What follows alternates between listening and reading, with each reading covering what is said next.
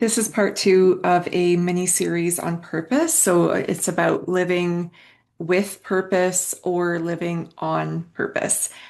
And in this episode, I'm going to share a lot about how purpose is less about doing, less about what you do, and it's actually more about who you're being. So I'll explain that as I go. So, to live on purpose or with a clear sense of purpose, midlife and beyond, requires that you get to know yourself and love yourself more deeply, and then that you live true to yourself as part of that. And it also requires agency, and I think trading comparison and fear specifically for agency. Agency is your power of choice or capacity to intentionally influence or direct your life. And it can include, like, the language that I use fairly often here is radical ownership for who and how you're being, or who and how you choose to be in the world. So I want to offer a little recap about two ways that you can use you can use purpose in a meaningful way for your own freedom, wholeness, joy, well-being right now, like this season of life, because I don't think this is common knowledge. And I'm going to offer you an example from my life right now. I want to talk about some clues that you're living out of purpose, you've been pulled out of purpose, or we can think of this also as invitations to kind of reconnect to your true self. And then I want to talk about what I believe is the number one way to live on purpose or with that strong sense of purpose. So before I go further, I want to talk about why I talk about those two different things, like live on purpose or with purpose. So most often you'll hear or read people talking about living with purpose, like finding purpose, seeking your purpose, etc., discovering your true purpose, things like that. Now, I don't believe in one purpose. I think that the science supports that belief also. But because, just as a reminder, or if you didn't listen to the previous episode, part one, we know that purpose shifts in as we move through different seasons of life. So the idea of one life purpose doesn't make sense. We may have something that feels really important to us, but the expression of that, or how we express that or engage with it, is going to shift inevitably. But even more importantly is, as I'm going to come back to shortly, is that we can look at purpose in two distinct ways. Both are valuable. I really think that they can even be game changers when we're talking about what it means to live with purpose. Okay, so there's that one idea of living with purpose, which is like living with a deep sense of meaning, for example. Or it could even mean feeling this sense of meaningful contribution to the world. When I talk about living on purpose, I am talking about living with clear intention, conscious, intentional. So, you handcrafting a soul honoring life, you being the driver of your life, you knowing why you make the choices you do, but also it can mean simply walking out your core values in the world. Okay, so I'm going to come back to the core values in a little bit. Let's go into the recap, though, of two ways that I think, if you're in midlife or beyond, two ways that you can and will benefit from engaging with the idea of living on purpose or with purpose. Now, in the last episode, part one, I talked about another way, and I'm not going to talk about that here, because here I want to focus on midlife women who are wanting to choose an intentional life. You're wanting to, if you come to my work, then there's a good chance that you're ready to quiet all the noise, quiet your conditioning, and get to know and love and trust your true self. So we're going to focus on these two ways of engaging with purpose that are intentional. Okay, they're not unconscious. They really do require intention. They require a certain level of self-awareness and self-compassion as well. So the first one is a short-term way that we can use purpose as a tool. The second way is a longer term way of engaging with purpose. And that's rooted in, there's a sense of reciprocity or an experience of reciprocity. And that's where you have to really get to know your true self. Okay, let's focus on purpose as a tool. So right now, I was thinking about my current season of life and how I'm using purpose. And in terms of short-term purpose as a tool, I'm using it because in these three ways, principal ways. One, I think about like what is my current growth edge? So as I heal, grow, become, what's my current growth edge? And I tend to think of that in terms of a year. And I may see beyond that, like life season. But here I want to focus on the year that I'm in right now. And we could even shorten that to, a season of the year, like a 3 month period if we wanted. So I'm thinking about what is my current growth edge? Like, what is the most important work in front of me? What is essential for me right now so that I can walk in freedom, wholeness, and joy, or be my true self in the world, or live the life I truly desire? And so that I'm thinking of as a growth edge. I also think of it as what is my why? And that could seem similar to growth edge if we were thinking of like, what's my why for this season of my life? I don't think they are the same, but there can be some crossover. But this is where, more specifically, we can evaluate all of our choices. So we can think about different areas of life, for example, like how I'm using my resources of money, time, attention, etc. What I'm spending my time listening to, reading about, or whatever. What I'm focused on creating or working on in my business. Like it's shorter term, and we can be thinking about why am I doing this? Like, what's my why? So we use filters to help us get really clear on, is this something that is true to me, or is this rooted in old conditioning or noise? Is this pressure put on by somebody else, or it could be like urgency, but brought on by watching what others are up to, comparison or fear, for example?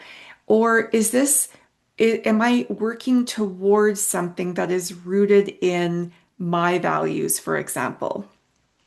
Okay, so asking ourselves what our why is for whatever choice we're making can be a way of using purpose as a tool. And also it can include, and for me does include, looking for like what are some positive, like even happy or joyful shorter term projects or goals that I can work toward. Literally that like bring me positive benefit. So they bring me joy, they improve my well-being, or so for example, it could be like little trips to go see people that you care about, spend time together, eating good food, laughing together, whatever. It could be a vacation. It could be a project that you're creating or working on, shorter term and meaningful, but it gives you that sense of purpose when you set the goal and then you take incremental action to bring that goal to life. So those are all ways that I am currently engaging with purpose in this life season, like literally just even in these 3 months.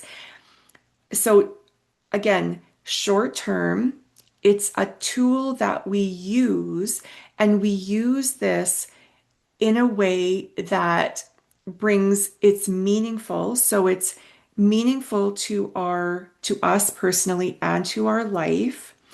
but it really serves us. So it serves our health, it serves our joy, it serves our freedom. And okay, so I do invite you to think about this, how you could use this in your own life. And so that you know you're not alone if you are, if you ever have sad feelings or in a low period or you feel like you're struggling. I have had a lot of sadness lately. I'm approaching the 7 year mark of my son's death, and there's been a lot of, I feel it as sometimes grief, but also just a sadness, and it deserves attention. And I realize that I need to be and want to be just really intentional right now. Like, I think I would say primarily, I need to be for my own health. I need to be intentional about using purpose right now as a tool in the short term realm in these ways that I've already kind of listed out. It helps, it helps my mood. I know that it helps my happiness. And it also is a way of taking shorter term values aligned, like positive action to be my true self and build the life I want, even if circumstances are very imperfect or messy. All right, if we were thinking about longer term, that's where I believe it's like it comes from really being your true self and letting your life be an expression of your true self in the world. And I'm going to say more about this as we go, but this is where you're thinking beyond the short term. So it's like, what are you building long term? What are you investing in? You can think about what are you doing or choosing today that will create long-term benefit like it's like investing for the future, but you might be investing in your health. You could be investing in your field of study or your work, investing in your family, monetary investments, making choices that are building future you and your future life. So we could also think of it as planting seeds for tomorrow, or, but not really tomorrow, like down the road. And so we might be thinking about our longer term vision, thinking about walking at our values, but in that way that's going to bear fruit down the road, using our gifting, thinking about longer term impact. And so, an example would be if you are doing your own growth work, your own healing, and one of the drivers, the things that give you sense of meaning or purpose, is a desire to contribute to healthy, like intergenerational healing or family healing, that would be an example. Another person might have be thinking about legacy or what kind of world do you want to help build or what kind of world do you want to leave behind, that type of thing. So right now, a lot of the work that I am personally engaging in my own restructuring of or tightening up, like shoring up leaks and tightening up some health habits and other like it's really impacting a lot of different areas of my life, my business, my body, my life in lots of ways. It's feeling a bit disruptive, a bit uncomfortable. It's kind of shaking up some of my old patterns. And what I know is happening is that right now I'm laying a solid foundation of health for the next 15 or 16 years of my life.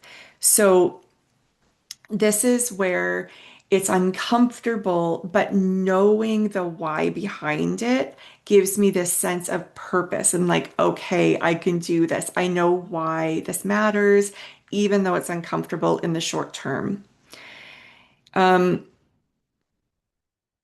I forgot. I think there was something else I had wanted to say about that, but okay, I'm just going to touch lightly on this idea of reciprocity, and I'll likely say more again because this is one of my favorite things that happens. and that I love to talk about in my work because it's brand new for everybody I meet or almost everybody. And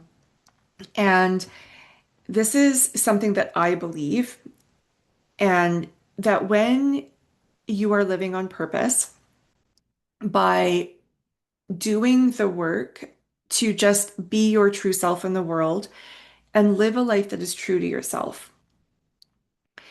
And I've talked so many times on the Rebranding Middle Age podcast about our overflow. We all have an impact, we all have an overflow. But in this very intentional, focused way or deliberate way, when we're walking out our vision and values and we're we're doing the work to befriend ourselves, love and trust ourselves, like be on our own side, then when we learn how to operate from or serve from our gifting, I believe that not only do we have the most powerful impact, but there is also this like lovely, wonderful, sustaining experience of reciprocity that happens. So, what that means is that I offer you my gifts. So I'm expending energy, right? Resources on talking to you or sharing my work in different ways. And let's say that you receive benefit. Hopefully you do. But there's something that also happens inside of me where I am also nourished and filled up. And I continue to grow and learn and heal and become because of me offering my gifts to you. Now, sometimes there's a relational aspect. Like if I'm in community with you and I see you face to face and we're in dialogue, then often, like from our conversation and things like that, I will learn, right? I'll learn a new perspective or, I'll learn from your gifting, etc. But even in times like this where I don't get to hear your reply, there is something that happens when I am operating in my gifting messily, imperfectly. That's okay. That's human. That does not pull us out of purpose. Only the belief that we should be perfect or all polished, that can pull us out of purpose. But if I'm doing this and I'm just within my capacity today, I'm living on purpose, I'm being my true self, and I'm letting my life be an expression of my true self. I'm offering from a place of my deepest gifting, insofar as I understand it today and can practice it today, then you benefit. And if and okay, I know people benefit from my work because I hear about it all the time. But, even if some people don't, that's okay. We're not for everybody. Our work is not to, you know, our work is not for everybody. That's okay. Again, that it does not pull you out of purpose unless you decide that you have to somehow be perfectly polished and meet everybody's needs perfectly. But so provide benefit to others. There's a ripple effect that goes outward from me, and I in turn am filled up and nourished. And that is this incredible experience of reciprocity. It doesn't mean that, and I really do experience that often. It doesn't mean that I don't feel drained or under-resourced sometimes and I need to replenish. It doesn't mean that life is neat and tidy and perfect all the time. It means that there's this deep sense of knowing, and knowing that I'm on the right path, for example, or for me, a sense of just being true to myself and being able to spark something in somebody else also just offers me this gift. So, and I'm not just talking about me. Like I see this in people that I work with all the time. One person might be a painter, and another one an administrative assistant, another one works in the emergency room. We all have different strengths and gifting, and we can all experience this reciprocity when we learn how to show up from this place instead of from urgency or comparison or fear or perfectionism, etc. Or trying to like squish ourselves into somebody else's like boxes. Okay, I'm gonna move on. So if you are, I'm going to phrase this way. So you might notice these clues, and I would use them as invitations to pause and listen inward, or invitations to reconnect to yourself in some way.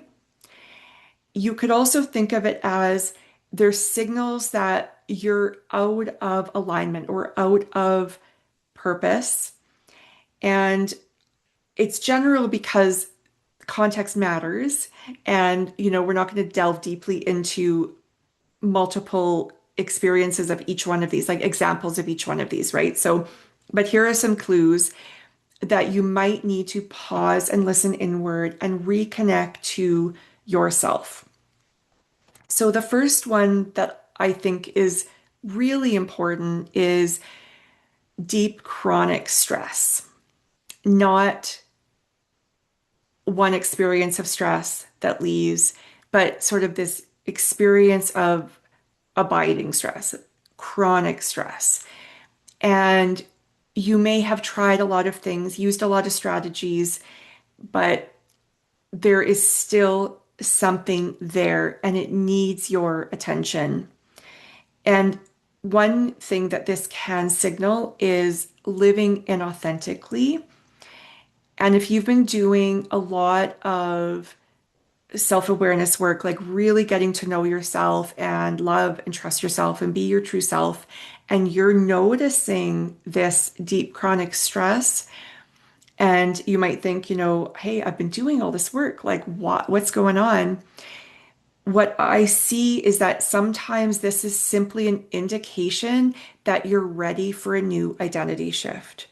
It's time now to release some old habits or patterns or ways of thinking or engaging to step into or closer to the vision of for who and how you want to be in the world and the life you truly desire. An inability to relax, rest, or enjoy your life, even though life is messy and imperfect, as it always is, that can also signal that something's off. Now, I know that that can also signal sometimes that you've just gone through grief or trauma, something else, or I know life is really challenging often. But I'm talking about where it's almost like, so I'm not talking about if you're somebody who has never learned to rest, or in midlife you've never relearned how to rest, then that could be part of your growth edge in this season. But again, let's say that you're somebody who has been doing some of this work and all of a sudden you're noticing it's harder to rest, it's harder to turn off your brain, you feel agitation, things like that. It's harder to just be fully in your life or enjoy your life. Again, I would consider that, at least contemplate that as an invitation to pause, listen inward, reconnect to yourself, and see if there's a new way of being that is kind of calling to you. So that like that identity shift again. That's one of the ways I see it when we're going through life is sometimes there's just a time, like it's time to let go of a season and step into something new. And this can be another indicator of that. Urgency, pressure, noise, like brain noise, like all these thoughts, especially if they're kind of negative or resentful or, something like that. It could be external noise that looks or sounds like comparison, watching again what others are up to instead of like focusing on your own path. It could be too much scrolling on social media or, but urgency, pressure, noise of whatever kind is another clue. Comparison, I've already touched on this, but that can include an invitation to let go of what you thought your life would be like. And so, in this sense, we're not comparing to others, we're kind of comparing against imaginary ideal. And this can involve grief work and it can involve surrender and it can involve some grappling. But this is a really important process that I think almost all of us, or I mean, I suspect all of us at some point will need to do this work where life happens and it can turn out more beautiful and amazing in some ways, and also harder and more painful in some ways than we ever could have anticipated. And a lot of that is outside of our control. And if we hold ourselves against that imaginary ideal, we might miss the life in front of us. We might live in judgment all the time because we keep thinking that something's wrong, something's bad, or broken about us or our lives because it's not measuring up. But this is the life in front of us. And at some point, if we really want to live on purpose, we're going to need to just face the truth, face the reality of what is, and do the work that is necessary to let go of that old story or that old ideal or even that old version of a dream so that we can live free in the truth of what is and continue to thrive forward. So the critic getting loud. Now, again, if you've never befriended your inner critic, this won't apply to you because that might be your growth edge in this season is to learn how to relate to your critic in a new way. But if you have done that work and all of a sudden the critic is getting really loud again, that could be a signal to pause, listen inward, reconnect to yourself, and see, what wisdom and insight is available to you. The critic sometimes gets loud again when old beliefs show up, old beliefs that we have done some work around in past seasons, but for whatever reason, this is the new season, and it's time to now meet that old story and attend to it, like whatever that means. Sometimes we rewrite a new story, sometimes we just overseed other hopeful, positive things, but whatever the work is, that it's showing up again for a reason. So some of those stories could be, well, the clue might be, I should, I have to, but it might be rooted in the belief that we should have a bigger, fancier life, let's say, a more polished whatever. So, whatever, the story can be a lot of different things. But if it's showing up, instead of thinking, oh, like being upset or alarmed, notice that these things happen often when it's right timing, like when we have capacity to meet it and attend to it. Okay, also, I want to talk about just one more thing before I move on. So, beliefs about compassion, our interpretation of what that means, what it looks, sounds, feels like to live as a compassionate being, that can actually pull us out of purpose. So we can't fix or solve for the whole world. There is so much need in the world. That is true.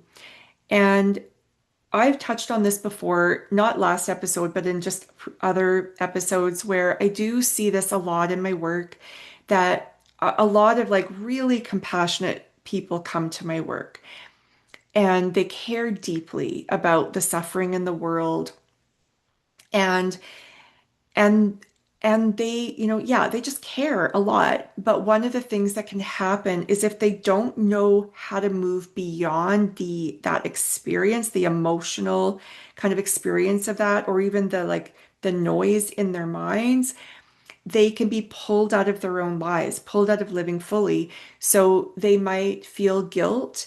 They might have a hard time just receiving the gifts of their own life. And that doesn't serve anybody. So this is something that must be attended to. And this is really where when we know our core values and we understand our individual strengths and place of deepest gifting, that quiets the noise, narrows the focus, and helps us focus on what we can do or what we can offer instead of being incapacitated by all the things we can't do or the incredible amount of need. So, okay, another part of this where we have to really get clear on what we believe about compassion. I believe compassion is bi-directional. I believe it also must be bi-directional because at some point we run empty and we cannot give what we do not possess. I also believe that your wholeness, your freedom and joy serve the world in a much more impactful way, healthier way than you giving from your dregs and you believing that you have to be in suffering in order to serve other people or love other people. So filling up is wise. Letting your impact, your overflow come from a healthy, resourced place will, again, it'll mean that your overflow is healthier and more hopeful. Yeah, okay, so that's what I'm going to say. But chances are you are a very compassionate being if you're listening to this podcast, if you've been sticking around for a while. And so, again, if your beliefs about compassion are causing your health is suffering, your mental, emotional, physical health, you feel almost frozen or incapacitated by all of the need in the world, I encourage you to think of this as an invitation to once more pause, listen inward, reconnect to yourself, redefine compassion for yourself, and remember that those old stories, they pull you out of purpose and you can choose to focus on what is within your realm of control or what do you have to offer and let that be enough. Okay, the number one way to live on purpose or with purpose, I believe, is to befriend yourself and let your life be a healthy and joyful expression of your true self. So, my work is really rooted in the core belief that everything is lighter and easier when you're on your own side. And that it's like you have to effort so much harder. You have to work so much harder if you are not on your own side, if you don't really know yourself, if you do not value or respect yourself, if you loathe yourself, if you're constantly being mean to yourself, you have mean inner self-talk, for example, if you're constantly in self-judgment, you're expending so much of your resources on that instead of using them for living fully, enjoying your life, and just, shining and offering your gifts in the world. So, I want to speak to 6 ways that you could like get to know yourself, befriend yourself, let your life be an expression of true self. But these are things, I mean, there are so many things, but I chose these mainly because I do think they're important. I also think they're accessible. There is some learning involved, but nothing like, I don't think overwhelming. So I really think like we could all do this. Like you could do this. Choose one, start today, let that be your growth edge. Okay. So knowing and defining your core values is a beautiful starting place. It does require a little bit of work. Not that long ago, I offered at least one episode on core values. I have a 5-hour workshop on core values that you could purchase and walk through. I walk you through step by step. And I also talk about how you can use your core values as a key life filter. So that helps you live intentional, focused on purpose in every area of life. I highly recommend getting that workshop. You could also join the life visioning course, and that includes that workshop and much more. So, this is really how, for years and years, this is what my focus was. This is how I lived with a really strong and deep sense of purpose, was knowing that no matter what else is happening, no matter what's happening in my body, in my family, in the world, I can always choose to walk out my values. The how can change depending on, for example, my energy, or, if I'm bedridden versus full of energy. The expression of it changes, but I can always choose to walk out my values to the best of my ability, no matter what. So that can be very empowering. And yeah, and I think it can serve, it serves us in many different ways, not only in the conversation of like living on purpose, but also there. And that's really where for me, I really started talking about living on purpose, not living with purpose, because even though I hadn't yet fully, come to a place of understanding all, what does the science say and what does my personal experience tell me, etc., about purpose, I always knew that I just didn't believe in that, like this one elusive sense of purpose that is like, we have to chase it, and so many people are unhappy and they believe, like, if only I could figure this one thing out, all would be well. And I was just like, I don't buy it. I think, something's wrong here, especially because if you look to other cultures, you would see a very different way of engaging with, like what gives people meaning, even into older age. But I realized for myself that I can always live on purpose. And I do that every day, and nobody can take it away from me, and it's not circumstantial and all of that. So yeah, so that was really, really healthy and empowering, as I already said. Okay, the second thing I've touched on is you can learn to identify your strengths, but also your gifting. And I talk about this in the life visioning course also.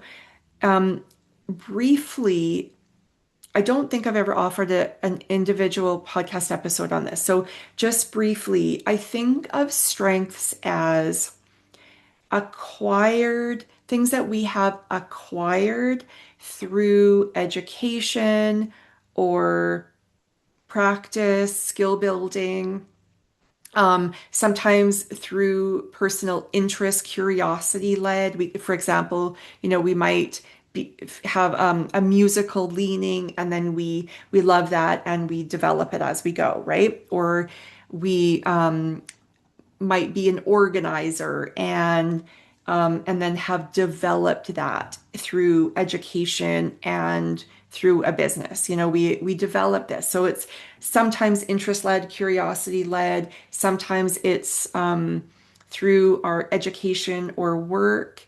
Sometimes we develop it in family of origin, community of origin, and they're things that we're good at, and often other people will acknowledge that. So sometimes we get praise or affirmation or win awards or recognition in some way for these strengths. Now, a strength, just because we're good at it, doesn't mean it fills us up. It actually, some strengths can be very draining. And and okay, so let's talk about gifting. Now, gifting, I believe, is tied to true self. So I believe that that is wired into you from the time that you are born, and it can be uncovered. And often in childhood, if you had enough safety and security, there will be examples of it present. Like, I believe that we can be students of our children, and that by watching them, we'll learn who they are. Now, of course, we're going to be surprised and delighted, but I could see this in each of my three children, that the essence of who they were was present from the beginning. Now, of course, I can't see all the amazing ways that they might, flourish and become, but I could see these core pieces of who they were from very, very early on. So if we have the enough spaciousness in our life or the resourcing, the whatever, that sometimes that means time, sometimes that just means enough spaciousness or raw materials or whatever, to slowly get to know this place of gifting and then develop it over time. It is developed like a strength, but there is a difference in experience. A place of deepest gifting tends to touch people on a much deeper level than a strength. You may not be the best at this thing, and you may actually sometimes doubt until you really get to know yourself on a really like strong level. Love, trust yourself. There could be times where, yeah, you doubt because you're aware that you're okay at this thing, but you might be getting feedback. Not always, but you might be getting feedback sometimes from people that surprises you. But sometimes this gifting stays hidden um, until you're ready, like until you've done enough of this, like getting befriending yourself, being on your own side kind of work. But this tends to really fill you up. You know how we were talking about reciprocity when you are in that true self and really like living from true self? Well, when you're in your gifting, that is what happens. I don't really believe in magic, by the way, but like it's like magic. It's like this, there's something very unique. And some of us who are like let's say you're an intuitive person or like a really body-led person, you might have a physical sensation in your body when you're operating in true self that you don't have if you're operating, say, from your mind, all this head knowledge, for example. That's very different from when you're soul-led or like leading from true self, leading from that gifting. So yeah, so that could be a beautiful conversation one day, but I'm just going to say that it's worth exploring and understanding our strengths and our gifting is one of those things that really helps like quiet the noise and sort of help us hone in on where we want to focus the best of us, like the best of our resources in our lives. And that is the thing that, again, I think, will make the biggest impact, positive impact within your circle of impact. Okay, the next thing is own your impact and overflow, or as Gandhi said, be the change you want to see in the world. I don't want to spend too much time here, but again, if you want to live on purpose or with a strong sense of purpose, you have to own your impact. Okay, live fully and enjoy your life. That's another way to do this. And this includes receiving the gifts of each simple, ordinary day, letting yourself fill up, rest, restore, live with gratitude, savor pleasure. These are things that, again, certain mindsets, certain belief systems that people have been handed make you feel wrong or guilty for experiencing pleasure, for just being fully in your life and noticing and savoring. But I think that's a responsibility. Like if you've been handed beauty, gift of beauty, access to beauty, don't ignore it. Don't dismiss it. And it would be like somebody making you like an amazing chef making you a beautiful meal and then saying, I can't eat that because there are people going without right now. But it's been handed to you, it's been gifted to you. Receive the gift and then use your resources and gifts to overflow into the world. Now, Um, okay, I'm going to move on. So, in order to live on purpose or with purpose, you need to make peace with messiness to make space for joy. This is a tie into what we just talked about, receiving the gifts of each simple, ordinary day. When I'm talking about messiness, I do mean like deep imperfection of self, life, other people. Um, Sometimes it's imperfect. I think everything is imperfect and also beautiful. So I prefer the language of messiness because it feels like it doesn't feel judgy. So making peace with the messiness in ourselves, that no matter how hard we try, we're going to stumble, we're going to make mistakes, we're going to say the wrong things sometimes, we're going to, I don't know, tip back into old habits, we're going to feel discouraged, we're going to have low periods. We're human in a messy world. The messiness of life, the messiness of other people, it's part of the truth of this world. And the more that we resist it, we just we waste resources. It's like leaky boundaries, leaky resources. We just waste energy bumping up against reality. Obstacles and pain, these don't pull you out of purpose. Only the belief that you shouldn't meet obstacles or you shouldn't experience pain is what pulls you out of purpose. Or, like I touched on last episode, the belief that if you're living on purpose, if you're trusting your intuition, if you're walking to the best of your abilities, you're walking out your values and your vision, then it should be smooth and tidy and that belief will pull you out of purpose. All right, finally, I encourage you to keep growing and learning. That is going to be one of the biggest gifts you give yourself and help you live on purpose in every season. I'm sure that you've heard about mindset, like how this a stress mindset, a growth mindset, or an aging mindset. For example, how a positive aging mindset adds 7 or 7.5 years of life to somebody's life just because they have a positive view about growing older. So, how we see matters, looking for multiple perspectives, staying open, being willing to change our mind. It's all so important. If we live attached to one belief system, one season of life, one way that we have to be or our lives must be for our happiness, then we're going to experience suffering. We're going to get stuck somewhere along the line and we will get pulled out of that ability to live on purpose in every season.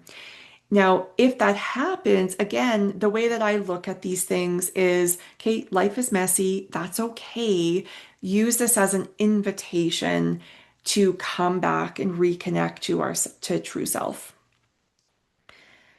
Um, Yeah, and just a final thought about this is that as we go through life, we encounter old stories that are within us, things that we picked up somewhere along the way, and we realize that they just don't serve us anymore. Even maybe they did once upon a time, but they don't anymore. Just like habits, like there are a lot of things that we must allow ourselves to continue to grow and evolve.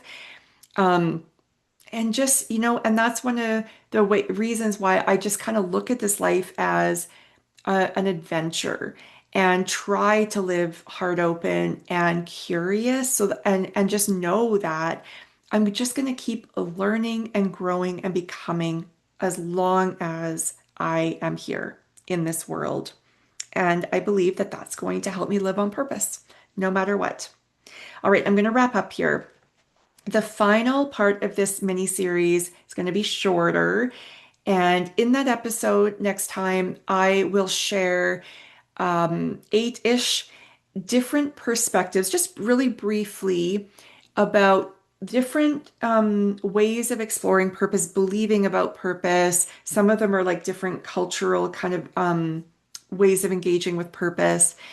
And I find that interesting. I think you will too. So until next time, take good care of yourself.